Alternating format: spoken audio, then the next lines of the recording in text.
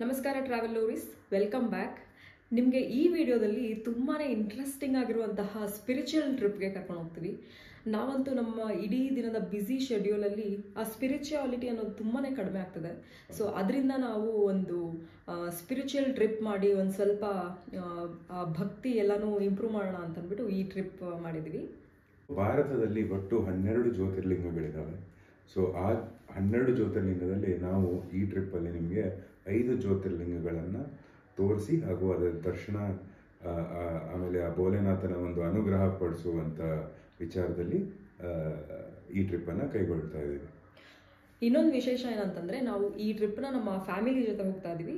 ನಾವು ಟೋಟಲ್ ಸುಮಾರು ಒಂದು 10 ಜನ ಹೋಗ್ತಿದ್ವಿ. ಸೊ ನಿಮಗೆ ಇಂಟ್ರೆಸ್ಟಿಂಗ್ ಇರುತ್ತೆ. ನೀವು ಸಹ ನಿಮ್ಮ ಫ್ಯಾಮಿಲಿ ಜೊತೆ ಹೇಗೆ ಪ್ಲಾನ್ ಮಾಡಬೇಕು, ಎಲ್ಲಿ ಉಳ್ಕೋಬೇಕು, ಬಸ್ ಹೇಗೆ ತಗೋಬೇಕು, ಫ್ಲೈಟ್ ಹೇಗೆ ಬುಕ್ ಮಾಡಬೇಕು, ಎಲ್ಲ ಇನ್ಫಾರ್ಮೇಷನ್ ಈ ವಿಡಿಯೋದಲ್ಲಿ ನಿಮಗೆ ಸಿಗುತ್ತೆ. ಖಂಡಿತ. ಆಮೇಲೆ ನೀನೆಷ್ಟು ಜ್ಯೋತಿರ್ಲಿಂಗ ನೋಡಿದೆ ಇಲ್ಲಿವರೆಗೂ?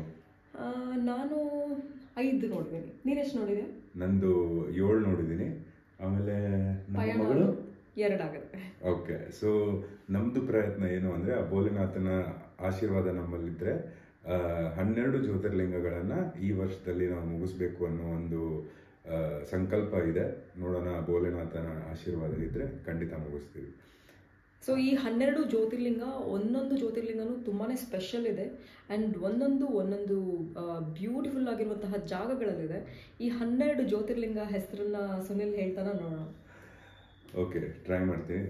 ನಾನು ನೋಡಿರೋದು ಫಸ್ಟ್ ಹೇಳ್ತೀನಿ. ನಾನು ಸೋಮನಾಥ, ನಾಗೇಶ್ವರ, ಕಾಶಿ ವಿಶ್ವನಾಥ, ಶ್ರೀಶೈಲ ಮಲ್ಲಿಕಾರ್ಜುನ, ರಾಮೇಶ್ವರ, ಆಮೇಲೆ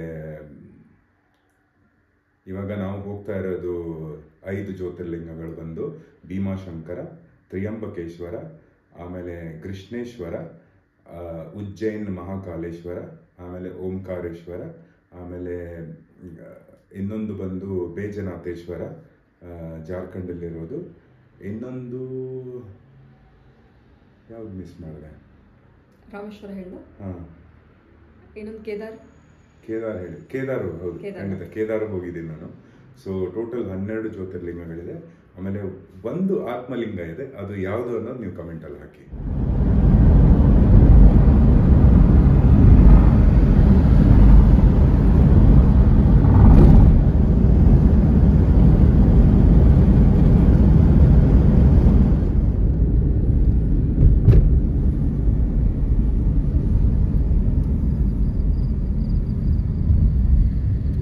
ಮಹಾರಾಷ್ಟ್ರನಲ್ಲಿ ಒಟ್ಟು 3 ಜ್ಯೋತಿರ್ಲಿಂಗಗಳಿದೆ ಹಾಗೂ ಮಧ್ಯಪ್ರದೇಶದಲ್ಲಿರುವ 2 ಜ್ಯೋತಿರ್ಲಿಂಗಗಳಿದೆ.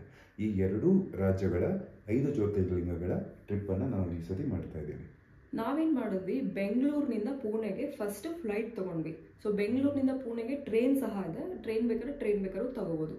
ಸೊ ನಮ್ಮ ಟ್ರಿಪ್ಪಲ್ಲಿ ನಾವು ಬೆಂಗಳೂರಿಂದ ಪುಣೆಗೆ ಫಸ್ಟ್ ಫ್ಲೈಟಲ್ಲಿ ಹೋಗಿ ಪುಣೆನಲ್ಲಿರುವಂತಹ ಫೇಮಸ್ ಗಣಪತಿ ಡಗಡು ಶೇಟ್ ಬೆಳಗ್ಗೆ ಅವರ ದರ್ಶನ ಮಾಡಿಕೊಂಡು ಅವರ ಆಶೀರ್ವಾದ ಪಡ್ಕೊಂಡು ಅಲ್ಲಿಂದ ನಾವು ಒಂದು ಕ್ಯಾಬ್ ಹೈರ್ ಮಾಡಿದ್ವಿ. ಸೊ ಆ ಕ್ಯಾಬಲ್ಲಿ ಕೂತ್ಕೊಂಡು ನಾವು ಇಡೀ ಮಹಾರಾಷ್ಟ್ರದಲ್ಲಿರುವ ಎಲ್ಲ ಜ್ಯೋತಿರ್ಲಿಂಗಗಳ ದರ್ಶನ ಮಾಡಿದ್ವಿ.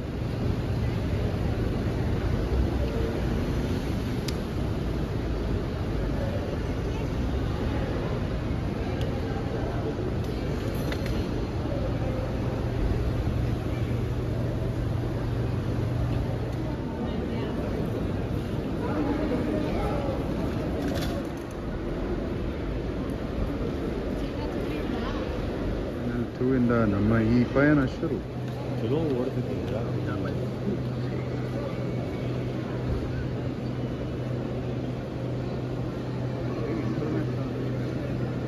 ಇಂಟರ್ನ್ಯಾಷನಲ್ ಅಷ್ಟೇನು ಖಾಸ್ ಇಲ್ಲ ಮಾರ, ಹೇಳ್ಬೇಕು.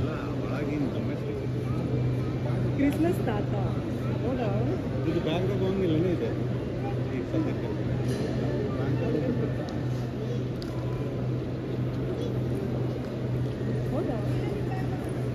ಸುಂದರವಾದ ವರ್ಟಿಕಲ್ ಗಾರ್ಡನ್.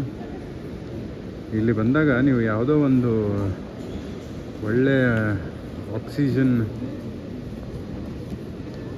ಪ್ಯಾರಡೈಸಿಗೆ ಬಂದಂಗೆ, ತುಂಬ ಸ್ವಚ್ಛಂದವಾಗಿರೋ ಕಲರ್. ಇಲ್ಲಿ ನೋಡಿ, ಫುಲ್ ಫ್ಯಾಮಿಲಿ ಫೋಟೋ ಸೆಷನ್ ನಡೀತಾ ಇದೆ. ಎಲ್ಲ ಇದಕ್ಕೆ ಯುನೆಸ್ಕೋಯಿಂದ ಈ ಸುಂದರವಾದಂಥ ಡಿಸೈನ್ಗೆ ಅವಾರ್ಡ್ ಸಿಕ್ಕಿತ್ತು. ಆಮೇಲೆ ಮೋಸ್ಟ್ ಪಂಚುವಲ್ ಏರ್ಪೋರ್ಟ್ ಅಂತಲೂ ಅವಾರ್ಡ್ ಸಿಕ್ಕಿದೆ ಟರ್ಮಿನಲ್ 2ಗೆ. ಸೊ ದಿಸ್ ಇಸ್ ನಮ್ಮ ಬೆಂಗಳೂರು ಟರ್ಮಿನಲ್ 2.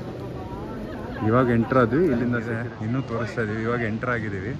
ಈಗ ಸೆಕ್ಯೂರಿಟಿ ಮುಗಿಸ್ಕೊಂಡು ಮತ್ತೆ ಬೇರೆ ಹೆಸರಷ್ಟೇ ಅಲ್ಲ, ಗ್ರೀನರಿ ಬಿಟ್ಟು ಡಿಪಾರ್ಟ್ಮೆಂಟ್ ಆಫ್ ಆರ್ಕಿಯಾಲಜಿಯವರು ಮ್ಯೂಸಿಯಂ ಥರ ತುಂಬ ಬ್ಯೂಟಿಫುಲ್ ಆಗಿರೋ ಆರ್ಟ್ಸ್ ಹಾಕಿದ್ದಾರೆ. ಇಲ್ಲಿ ನೋಡ್ಬೋದು ನೀವು. ಇದು ಬಂದು 20ನೇ ಸೆಂಚುರಿಯ ಒಂದು ಬ್ರೌನ್ಸ್ ಹನುಮಾನ್ದು, 20ನೇ ಸೆಂಚುರಿ. ಇವೆಲ್ಲ ಒಂದು ಬ್ಯೂಟಿಫುಲ್.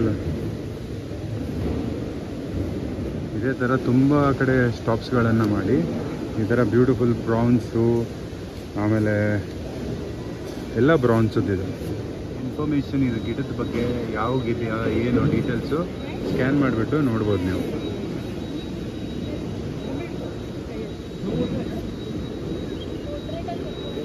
ಹಾಗೆ ನಾವು ನಮ್ಮ ಗೇಟ್ಸ್ಗೆ ಹೋಗ್ತಾ ಇದ್ದೀವಿ. ಇದು ಡಿಪಾರ್ಚರ್ ಇನ್ಫಾರ್ಮೇಷನು.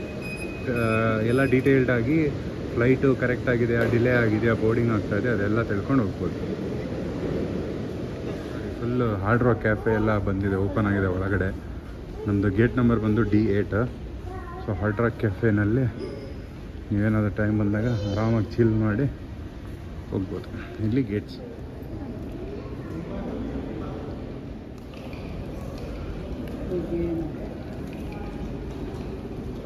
ನಮ್ಮ ವಿಜಯನಗರ ಹಂಪಿ ಅದೊಂದು ತುಂಬ ಬ್ಯೂಟಿಫುಲ್ಲಾಗಿ ವುಡ್ಡಲ್ಲಿ ಕೆತ್ತಿರೋದು. ಇದನ್ನು ಕಲಾಕಾರ ನಮ್ಮ ರಾಜ್ಯದಲ್ಲಿ ಕಲೆಗೆ ನೆಕ್ಸ್ಟ್ ಲೆವೆಲ್ ಬೆಲೆಗರು. ಇಲ್ಲಿ ನೋಡಿ ಎಷ್ಟು ಚೆನ್ನಾಗಿ ವುಡ್ಡಲ್ಲಿ ಮಾಡಿಬಿಟ್ಟು ಅದನ್ನು ಶೋಕೇಸ್ ಮಾಡಿದ್ದಾರೆ. ರೆಸ್ಪೆಕ್ಟ್.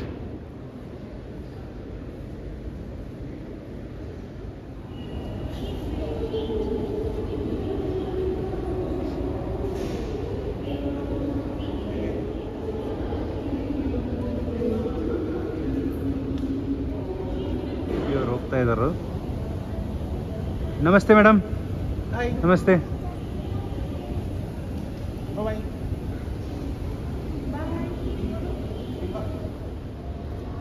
ಇಲ್ಲಿ ನಿಮಗೆ ಟೋಟಲ್ 8 ಗ್ಲಾಸು.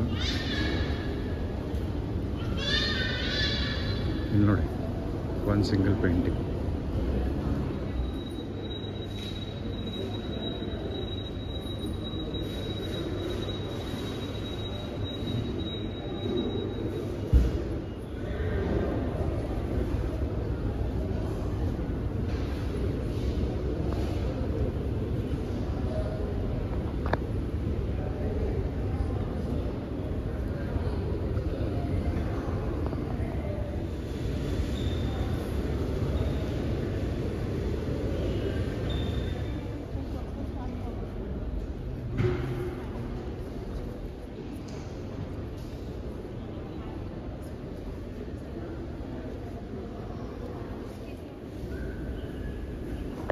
ತುಂಬಾ ಬ್ಯೂಟಿಫುಲ್ಲಾಗಿ ಪೇಂಟಿಂಗ್ ಇದೆ ಇಲ್ಲಿ. ಅದರ ಎದುರುಗಡೆ ನೋಡಿದ್ರೆ ಅದರದ್ದು ಹಿಂದೆ ಎಷ್ಟು ಕೆಲಸ ಇದೆ ಅನ್ನೋದು. ಫೋಟೋ ಬೂತ್ ಥರ. ನೋಡೋಣ ಬನ್ನಿ ಏನಿರಬಹುದು ಇದು ಅಂತ. ಇಲ್ಲಿ ನೋಡಿ, ನಮ್ಮ ನಾಡಿನ ಒಂದು ನವರಸ.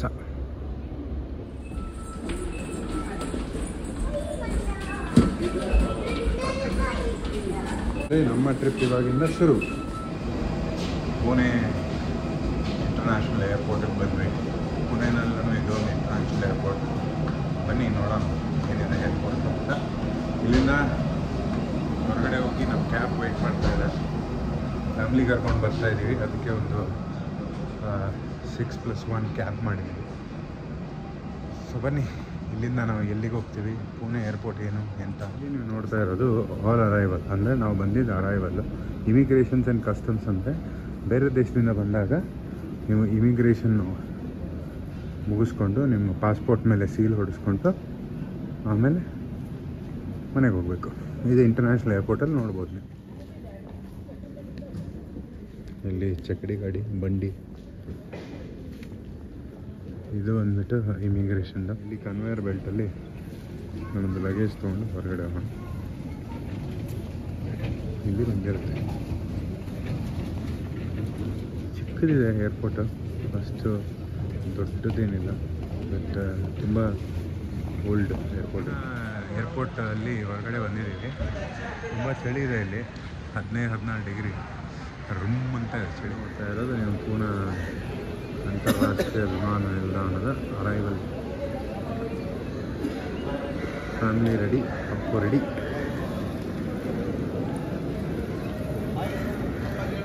ನಾವು ಪೂನೆಯಿಂದ ಬಿಟ್ಟು ಇಲ್ಲಿ ಒಂದು ಗಣೇಶನ ದೇವಸ್ಥಾನ ಇದೆ, ದಗಡು ಶೇಟ್ ಅಂತೇಳಿ, ಅಲ್ಲಿಗೆ ಹೋಗ್ತಾ ಇರೋದು. ಬನ್ನಿ ಹೋಗೋಣ ದಗಡು ಶೇಟ್. ಬನ್ನಿ, ಈ ಪುಣ್ಯವಾದ ಸ್ಥಳವನ್ನು ನಿಮಗೆ ತೋರಿಸ್ತೀನಿ. ಇದಕ್ಕೆ ದಗಡು ಶೇಟ್ ಅಂತ ಹೇಳ್ತಾರೆ. ಇಲ್ಲಿ ಗಣಪತಿ ಕಂಪ್ಲೀಟ್ ಬಂಗಾರದಲ್ಲಿ ಮಾಡಿದ್ದಾರೆ ಅಂತ ಹೇಳಿ. ಆಮೇಲೆ ತುಂಬ ಬ್ಯೂಟಿಫುಲ್ ಆಗಿ ಎಲ್ಲ ಫೋಟೋಜೆನಿಕ್ ಗಣಪತಿಯವನು. ಬನ್ನಿ ಹೋಗೋಣ. ಬನ್ನಿ, ಮುಂದಿನ ವಿಡಿಯೋನಲ್ಲಿ ನಿಮಗೆ ನಾವು ದಗಡು ಶೇಟ್ ಹಾಗೂ ಭೀಮಾಶಂಕರ್